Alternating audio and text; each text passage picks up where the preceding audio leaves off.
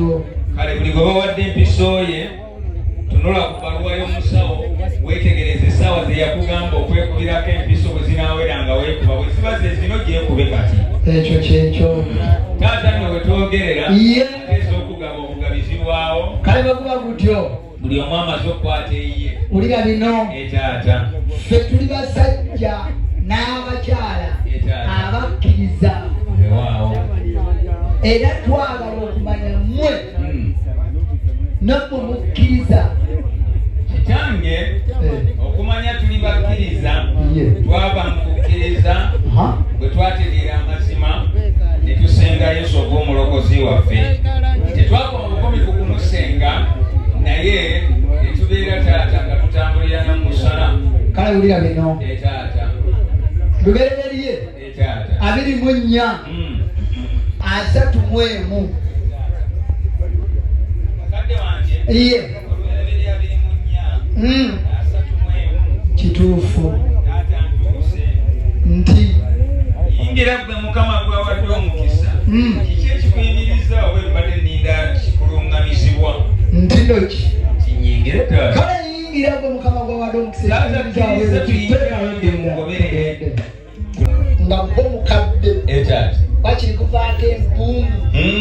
Neekuyiikira buli ddakiika. N'obona ogenda mu saluuni ezikuseera gwe n'ofunako fagalo nga kati omwana omulenzi muwanguzi mumugambe nti buli lwe ziweranga ennaku z'omwezi zino abapangisa taata nze nazikwata kuba namanya nti lwe lukiiko lwammwe lwe lutuula. Lwe ziweranga addangayo ekiwandiiko kyaffe kijja kubaayo eri akireete. Tweyanziza gabange mugatte engalo abakulu batutumye. Ulira mwana mulenzi bano bategeeze ti ewaffe wano e Mawogola omuntu lw'atambula ekinyumanyuma aba musezi ate abakulu tebabakuba mugongo kati bayiyawiya bwe bagenda. Wakiri oseetuka buseetuse mpola mpola n'otuuka ekolaga. Omuganda wange sibadde ky'okumulega abatekansi bakakase nti bw'oli naye bw'ali. Abange n'ekyabazinga afumbuwe. Kale muganda wange ka amuwe. Taata kkiriza nkutegeeze nti ne maama naye atuuse. Abange naye tumwanirize n'engalo zaffe katumweyanziza.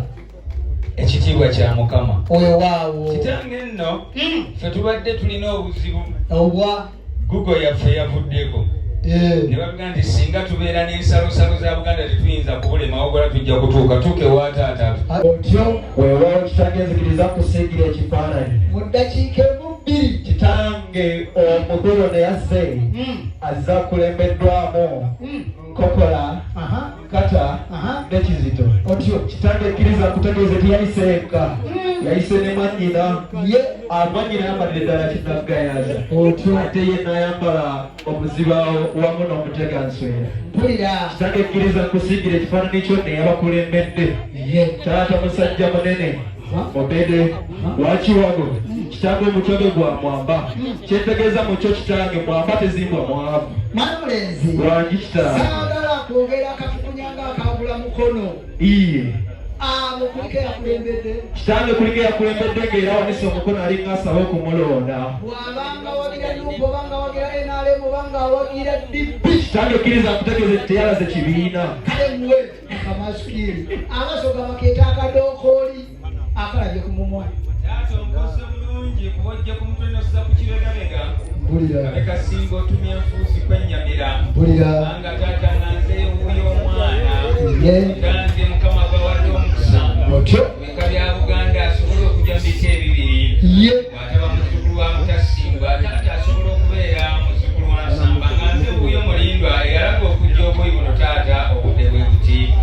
kale okuba gutyo Weewaawo mukadde njagala okutegeera bw'obadde ojja eno ewaffe taata. wawoyise olinaani era ekikugabeera okutuuka ki Kitange ye engeri gye tubadde twakava mu malama agakayita taata omujulizi Kizito taata yasigala taliiko amutembeeta otyo era bwe yagenda ekiwala zima nga bakulu be bamulese yagwa kyaggwewo omutaka Namutwe. mpulira Taata bwe tubadde Mutaka Namutwe n'atuga nti amugende naye Mawogola otyo asobola okufuna ewaanaawummulira kubadde tusembula n'amugattako muzzukulu wa Kalibale Sinkata taata tujje naye asobole okuba nga amunyweza.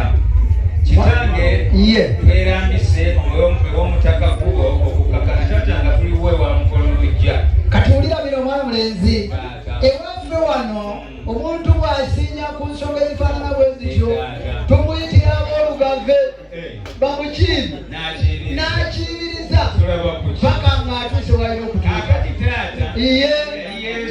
Mpulira Yesu agamba omusenchuliyoni nti omwana waana ninda nzijjeko omusenchuliyoni nti anange ndimutwalibwa bwentuma bwentumya aweereza kale taata kantumoyo agira akola obuweereza ate tutaate eno tulabe nga ate tudduse ensonga eddako.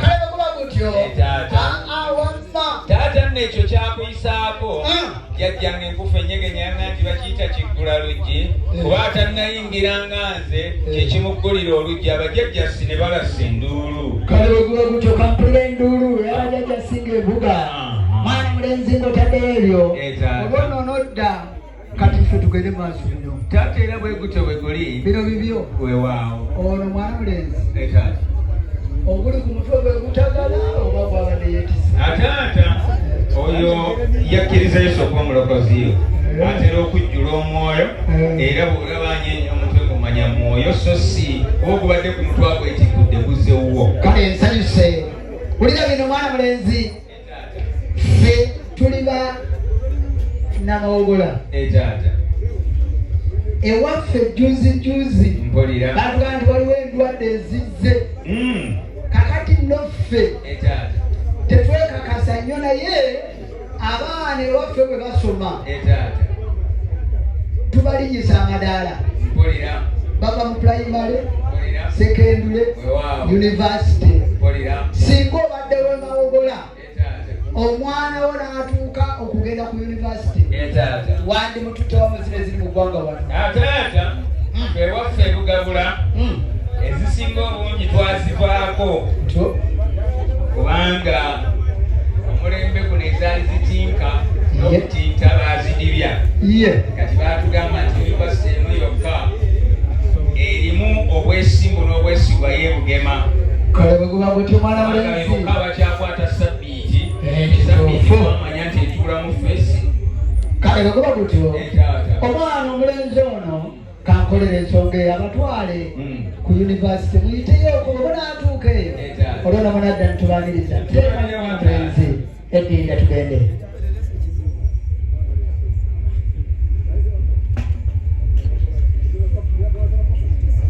Kale